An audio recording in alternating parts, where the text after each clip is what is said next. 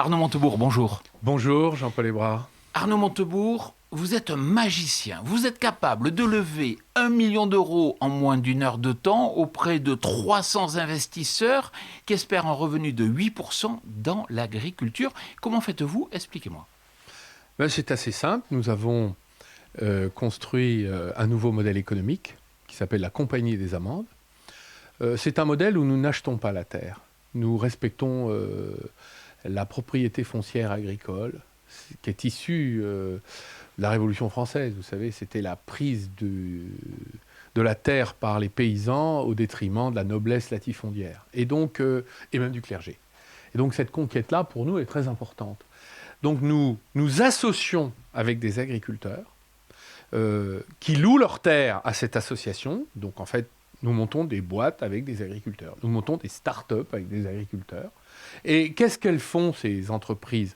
Elles louent une parcelle de 20, 30, 40, parfois 100 hectares sur les propriétés agricoles aujourd'hui exploitées dans d'autres spécialités. Ça peut être des céréales, ça peut être des fruits, des légumes, ça peut être tout simplement de l'arboriculture déclinante sur des productions que l'agriculteur souhaite abandonner.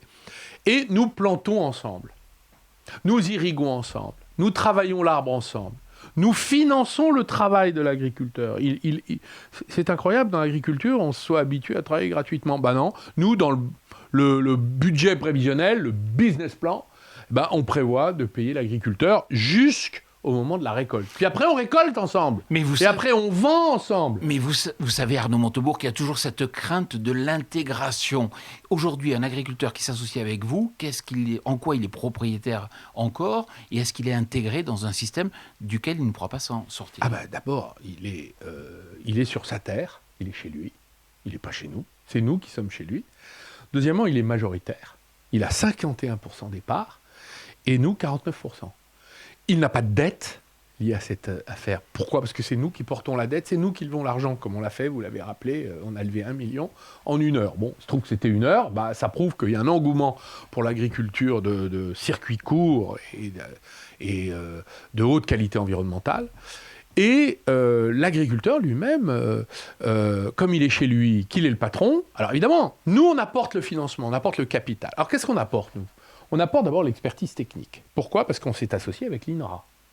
Et donc on a récupéré tout le savoir-faire de l'INRA, ça fait partie de notre accord.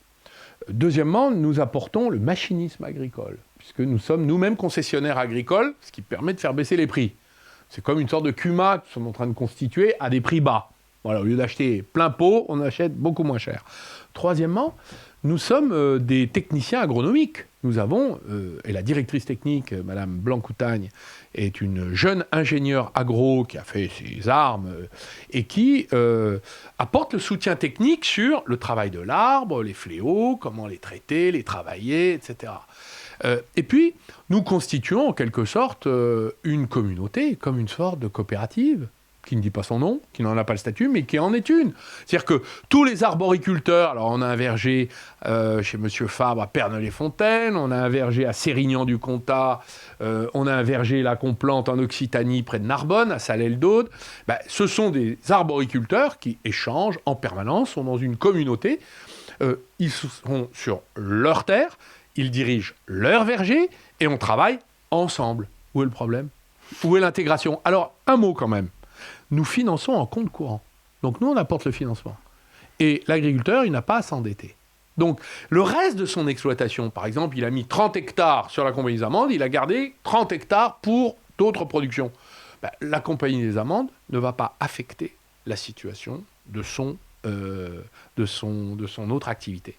Parce que la dette, elle est portée par la société, elle est garantie par nous. 8% de rentabilité, c'est énorme. On a l'impression que l'agriculture, ça ne permet pas de telle rentabilité. Eh bien, nous, notre rentabilité à long terme, elle est élevée. Elle est élevée, et pourquoi? Mais parce qu'on partage la valeur avec l'agriculteur. Quand on s'associe avec un agriculteur, c'est pour ça que ce modèle économique est très important. Ça veut dire qu'on fait remonter toute la valeur là où on est associé. Par exemple, on va construire une casserie dans le sud de la France, qui va casser les amandes à un prix parfaitement compétitif des Espagnols. On ne va pas prendre de marge sur la transformation à la casserie. On va faire remonter la marge chez l'agriculteur. Parce que c'est là qu'on a investi.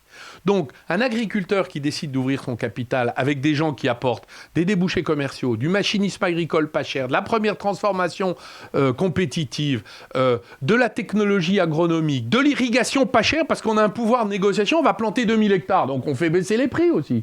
Eh bien, l'agriculteur, il gagne avec nous sa vie. Donc nous, on gagne de l'argent ensemble avec les agriculteurs. Et le marché, vous savez qu'investir dans ERG, c'est du long terme. Vous êtes sûr que le marché de l'amande va continuer à se développer ? Écoutez, les informations qu'on voit, alors ça c'est notre risque, c'est notre pari. Les informations qu'on voit, c'est que d'abord que l'amande ne cesse pas de monter depuis 20 ans.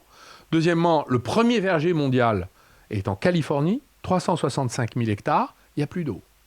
Donc dans 10 ans, il n'y aura plus de Californie. Il n'y a plus d'eau.